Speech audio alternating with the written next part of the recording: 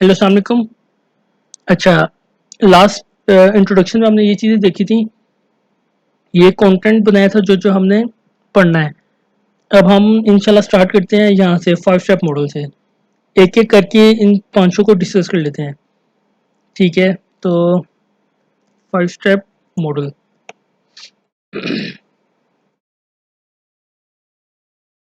इसमें सबसे पहले आता है कि आप कॉन्ट्रैक्ट को आइडेंटिफाई करते हो।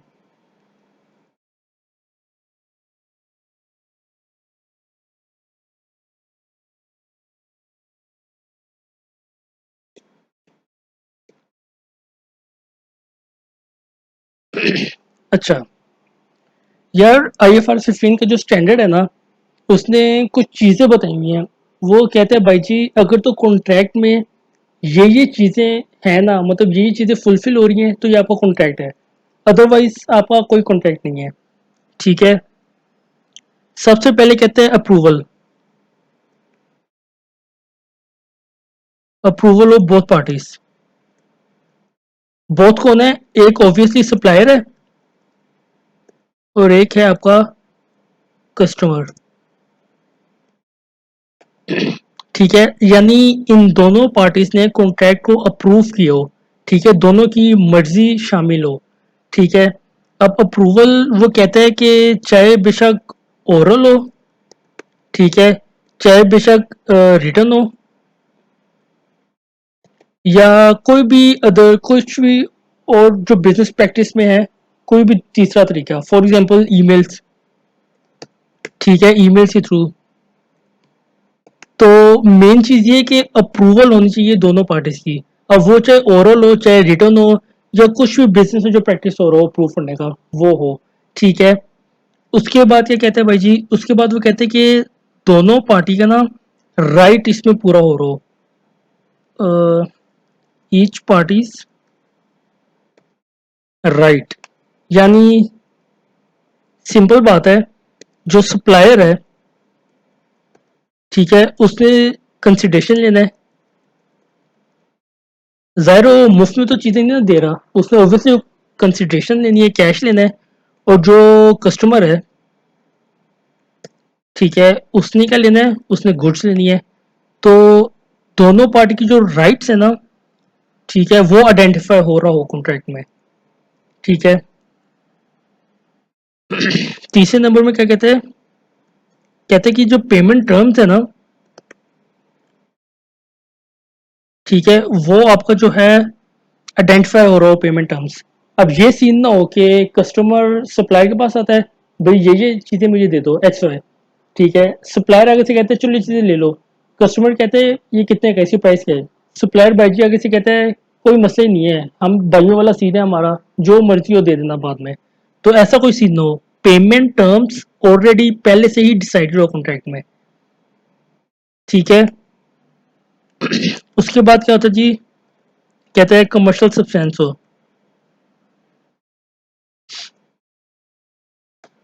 ठीक है, अब ये कमर्शियल सब्सटेंस क्या बुलाए?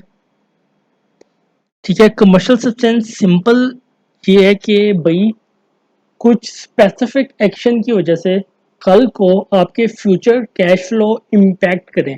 ठीक है, फॉर एग्जांपल मैं जो हूँ क्या करता हूँ, मैं कहता हूँ कि मैंने एक ट्रक को रिप्लेस कर दिया है विद अनदर ट्रक। ठीक है, किसी से मैंने एक ट्रक को ले लिया और अपने ट्रक उसको दे दिया है। अब इसमें मेरे कोई कैश फ्लो का इम्पैक्ट नहीं आ रहा, कोई कैश फ्लो मेरा हिट नहीं कर रहा। ठीक है, लेकिन ये अगर मैं कोई कॉन्ट्रैक्ट करता हूँ कि कल को इतनी इतनी चीज़ें एक्स वाई जी मैं आपको सप्लाई करूंगा, ठीक है, या कल को एक्स वाई चीज़ मैं आपसे बाय करूंगा और आपको इतने पैसे पे करूंगा। ठीक है, तो इससे क्या होगा, मेरे कल को जो कैश फ्लोज हैं वो इम्पैक्ट करेंगे। इसको कहते हैं कमर्शियल सब्सटेंस। ठीक है, इसके आगे मैं क्रॉस डाल दिए। तो यानी ये एग्जांपल नहीं है कमर्शियल सब्सटेंस की। कमर्शियल सब्सटेंस होता है कि ऐसा एक्शन जिसकी वजह से आपका फ्यूचर कैश फ्लो इम्पैक्ट करे।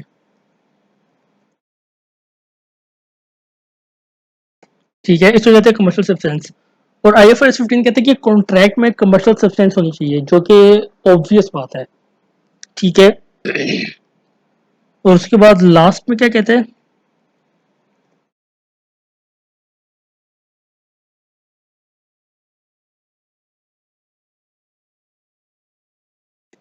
बल्कि एंटिटी को ना सप्लायर कर लें।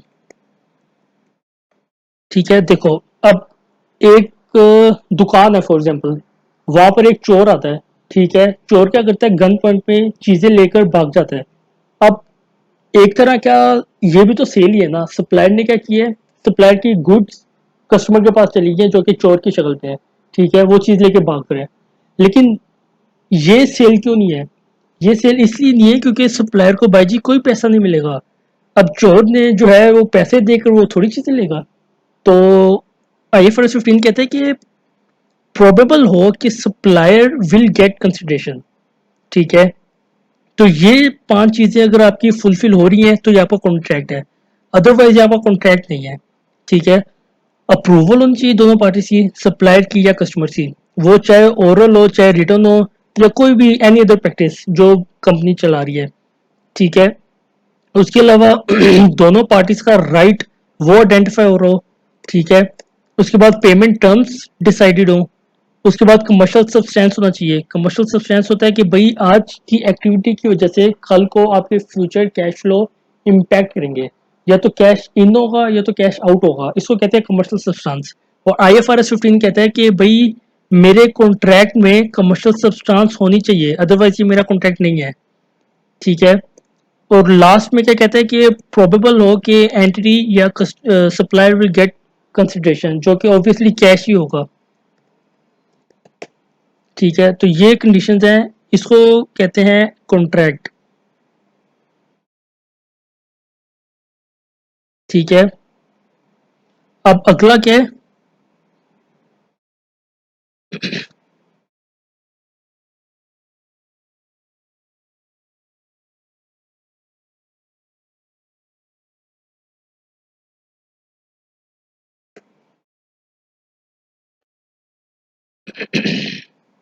अच्छा, अब हम देखते हैं भाई जी परफॉर्मेंस ऑब्लिगेशन क्या होता है।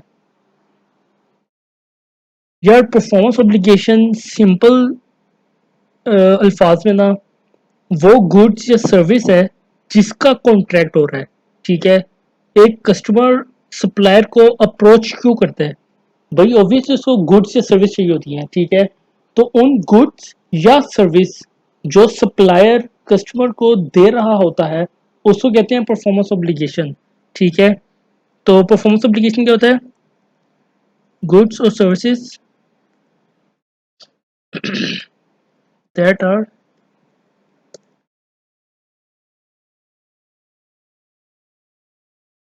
डिस्टिंक्ट। अच्छा, अभी जो डिस्टिंक्ट वर्ड है ना ये काफी इंपॉर्टेंट वर्ड है। ठीक है, तो इस पे हम बाद में आते हैं अभी। ठीक है, इस पे पूरी डिस्कशन है। तो परफॉर्मेंस ऑब्लिगेशन क्या होता है भाई जी, परफॉर्मेंस ऑब्लिगेशन वो गुड्स या सर्विस होती हैं जो कस्टमर ले रहा होता है सप्लायर से, या इसके अलावा सीरीज सीरीज ऑफ गुड्स और सर्विसेज होती हैं।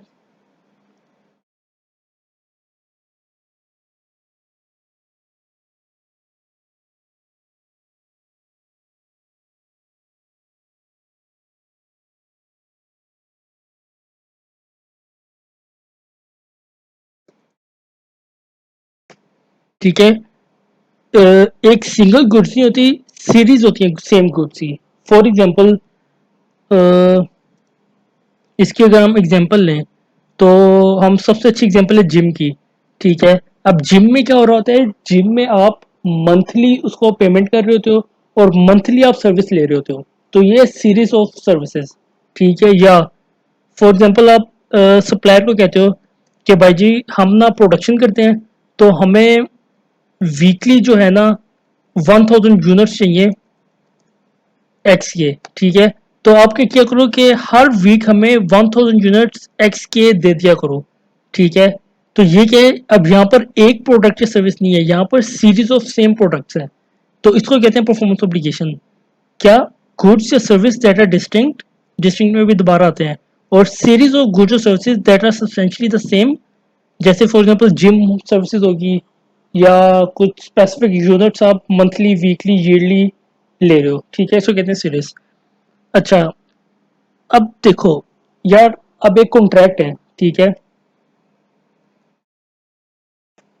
ठीक है, उसमें कोई 6-7 चीजें हैं, एक्स वाई जी, ठीक है, ये ये परफॉर्मेंस ऑब्लिगेशन है 500।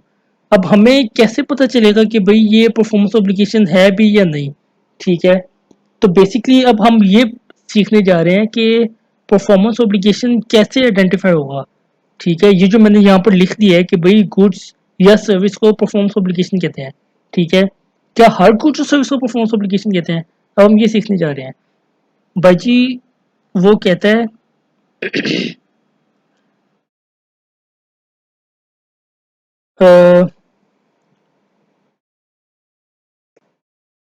डिस्टिंक्ट समझाता हूँ पहले, ठीक है। अच्छा, वो कहता है कि एक चीज डिस्टिंक्ट कैसे होती है, यानी अगर तो आपको ये स्पेसिफिक प्रोडक्ट या स्पेसिफिक सर्विस मार्केट से इंडिपेंडेंटली मिल जाती है तो ये डिस्टिंक्ट है, ठीक है। क्या चीज, अगर तो ये स्पेसिफिक प्रोडक्ट या सर्विस आपको मार्केट से इंडिपेंडेंटली मिल रही है और आप उससे फायदा उठा सकते हो, ठीक है, उसको कंज्यूम कर सकते हो, उसको यूज कर सकते हो इंडिपेंडेंटली, ठीक है, तो इसको कहते हैं डिस्टिंक्ट। फॉर एग्जाम्पल,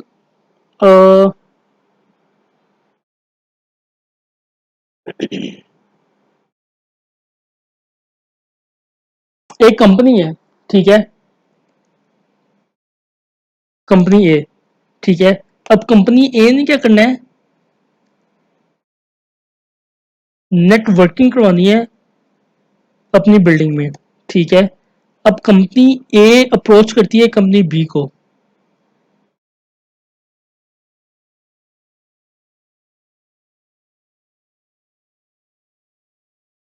ठीक है, कंपनी ए ने नेटवर्किंग करवानी है अपनी बिल्डिंग में, तो इसके लिए कंपनी ए अप्रोच करती है कंपनी बी को, ठीक है, और कंपनी बी को कहती है भाई जी ये हमारी बिल्डिंग है और इधर ना नेटवर्किंग कर दो, ठीक है।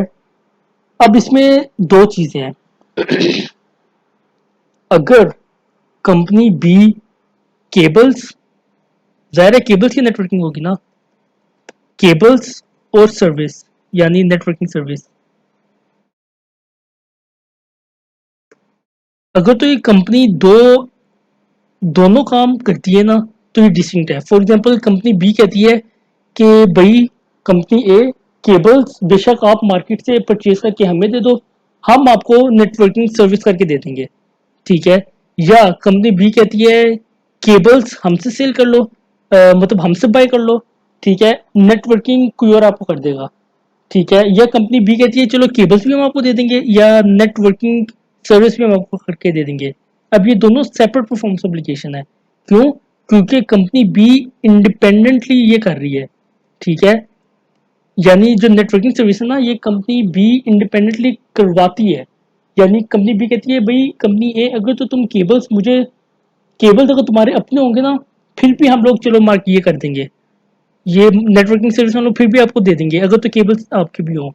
इसकी मैं एक और एग्जांपल देता हूँ, एक एसी है, ठीक है, अब एसी में तीन चीजें होती हैं, ठीक है, नंबर वन प्रोडक्ट,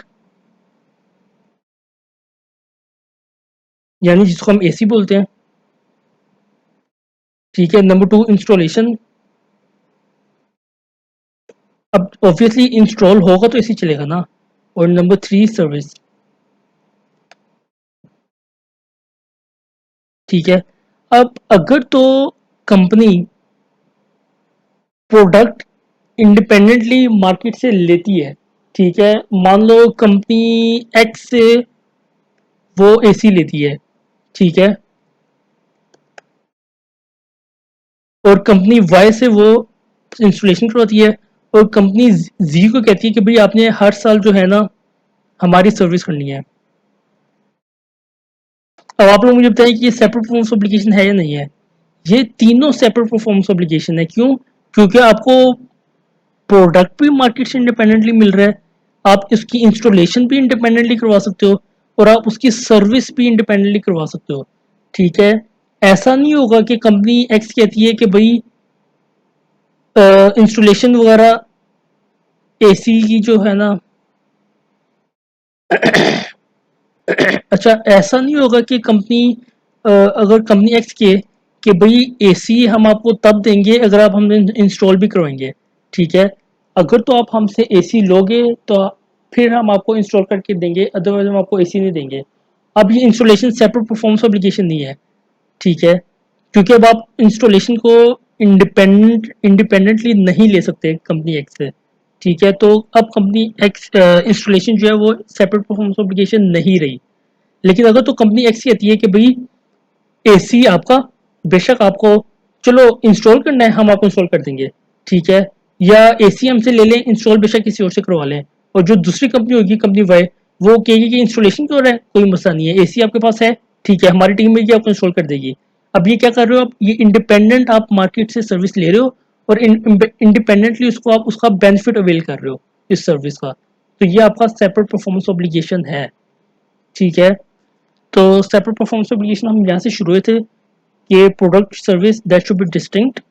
ठीक है, ये सीरीज सीरीज तो मैंने समझा दी थी। अब डिस्टिंक्ट में हमने पहला पॉइंट पढ़ लिया कि भाई इंडिपेंडेंट होनी चाहिए, इसको आप मार्केट से इंडिपेंडेंट, अगर इंडिपेंडेंटली वो स्पेसिफिक गुड्स या सर्विस ले सकते हो तो वो आपका सेपरेट परफॉर्मेंस ऑब्लिगेशन है। ठीक है, और इसका दूसरा कंडीशन, डिस्टिंक्ट का दूसरा कंडीशन है कि कॉन्ट्रैक्ट में सेपरेटली आइडेंटिफाइबल होना चाहिए।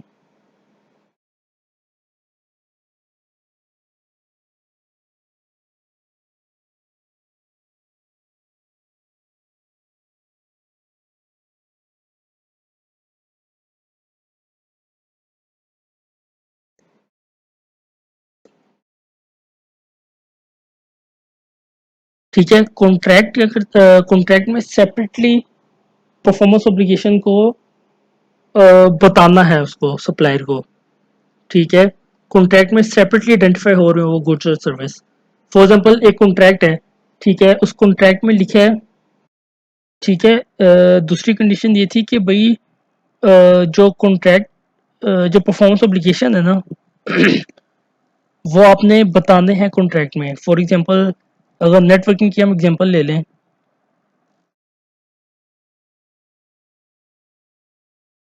ठीक है, कंपनी बी कहेगी कि भाई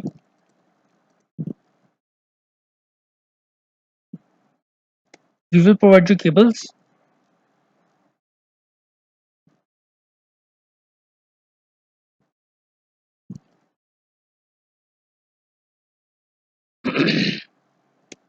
ठीक है, अब ये जो कॉन्ट्रैक्ट है ना, यहाँ पर कंपनी भी बता रही है कि भाई हम आपको केबल से सप्लाई करेंगे और फिर इसको इंस्टॉल भी करके देंगे, सर्विस भी करके देंगे।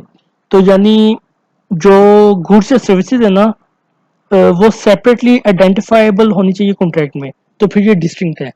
ठीक है, तो इस डिस्टिंक्ट के बारे में हम देख रहे थे। इस डिस्टिंक्ट की हमने दो चीज़ें पढ़ी हैं। क्या, एक तो ये कि वो मार्केट से स्पेसिफिक गुड्स या सर्विस इंडिपेंडेंटली मिलता हो। फॉर एग्जांपल मेरे पास एक एसी है।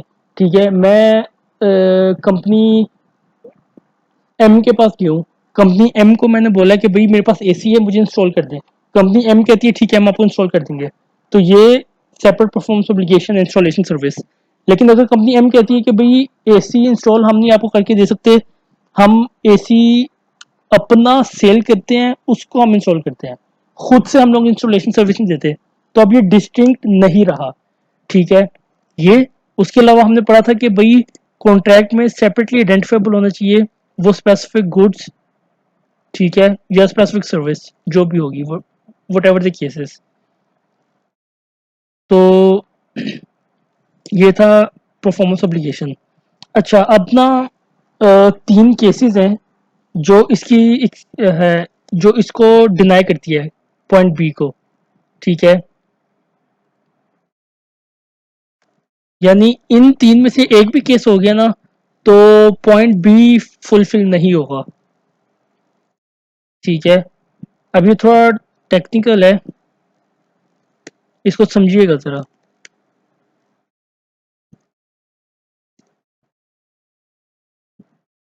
अच्छा, जैसे जो पहला है ना वो है कंबाइंड आउटपुट।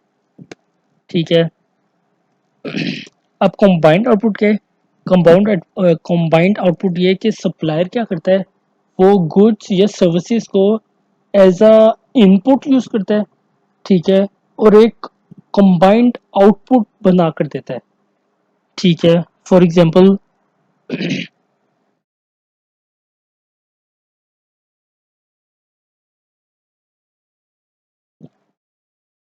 गुड्स या सर्विसेज को यूज करता है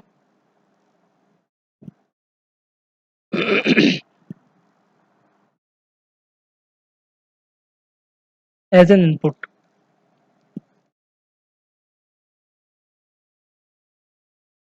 और उससे एक आउटपुट बना कर देता है। फॉर एग्जांपल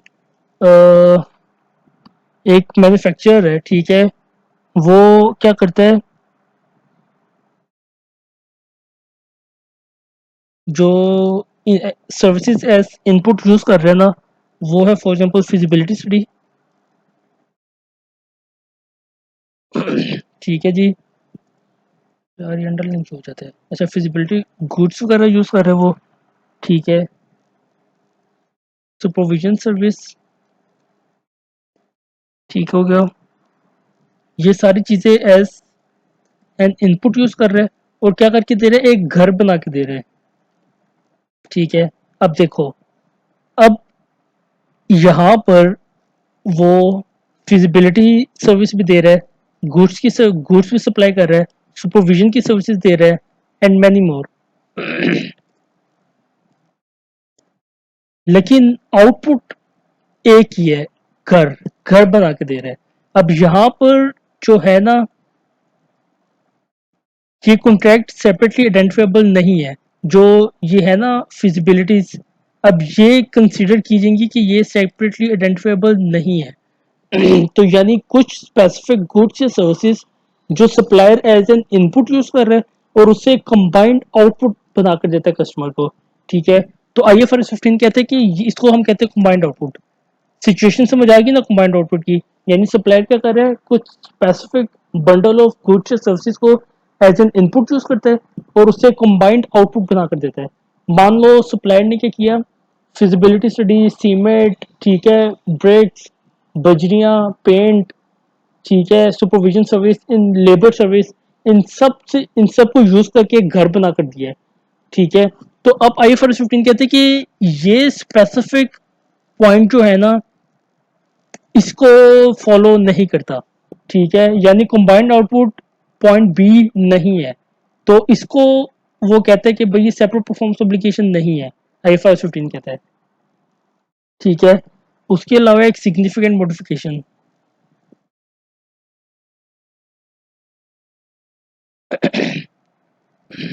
अच्छा, अब जो दूसरा केस है वो है सिग्निफिकेंट मॉडिफिकेशन का। ठीक है, इसकी एग्जांपल देता हूँ मैं आपको। ठीक है, एक सॉफ्टवेयर कंपनी है।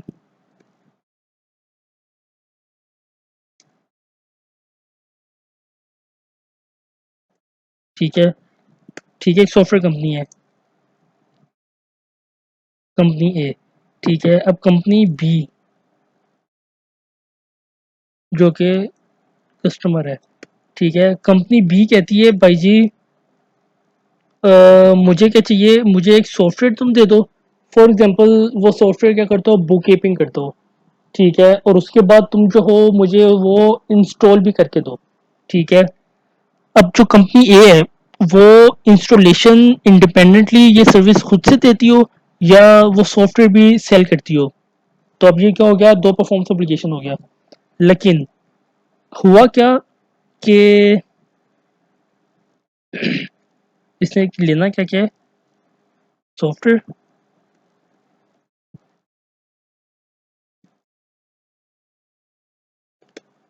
और इंस्टॉलेशन सर्विस। ठीक है, अब कंपनी ए कहती है चलो ठीक है, हम आपको सॉफ्टवेयर भी दे देंगे, और हम आपको वो इंस्टॉल भी कर देंगे। और कंपनी ए ये दोनों इंडिपेंडेंटली सर्विस देती है। For example company A install भी करके देती है। ठीक है, यानी सॉफ्टवेयर कंपनी बी के, कंपनी ए इंडिपेंडेंटली आकर सॉफ्टवेयर को इंस्टॉल भी कर देती है, या सॉफ्टवेयर को सेल करती है मार्केट में। ठीक है, ऐसा नहीं करेगी कि भाई हम सिर्फ वो सॉफ्टवेयर इंस्टॉल करके देंगे जो हमारे सॉफ्टवेयर हैं, जो हमारे बेचे हुए सॉफ्टवेयर हैं। फिर ये सेपरेटली आइडेंटिफाइबल नहीं रहा। कंपनी ए दोनों इंडिपेंडेंटली सेल करती है। अब हुआ क्या, कंपनी ए आई कंपनी बी के पास, तो जब वो इंस्टॉल कर रही थी ना, due to installation of service,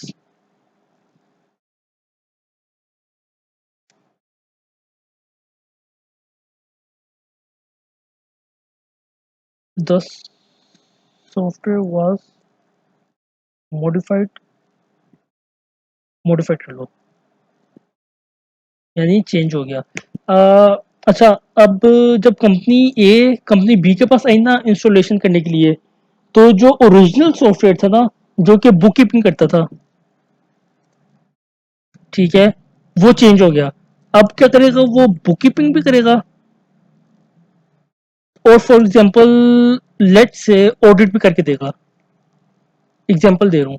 यदि हुआ क्या कि जो कंपनी बी ने ओरिजिनली सॉफ्टवेयर ऑर्डर किया था ना, इंस्टॉलेशन की वजह से वो सॉफ्टवेयर मॉडिफाइड हो गया। जो सॉफ्टवेयर ने पहले एक काम करके देना था, इंस्टॉलेशन के बाद वो चेंज हो गया, वो मॉडिफाई हो गया। उसकी जो कैरेक्टरिस्टिक्स थे, वो सॉफ्टवेयर जो पहले बुक कीपिंग करके दिया करता था, वो साथ ऑडिट भी करके देगा। तो इसको कहते हैं सिग्निफिकेंट मॉडिफिकेशन। इस केस में ये दोनों सेपरेटली आइडेंटिफाइबल नहीं है।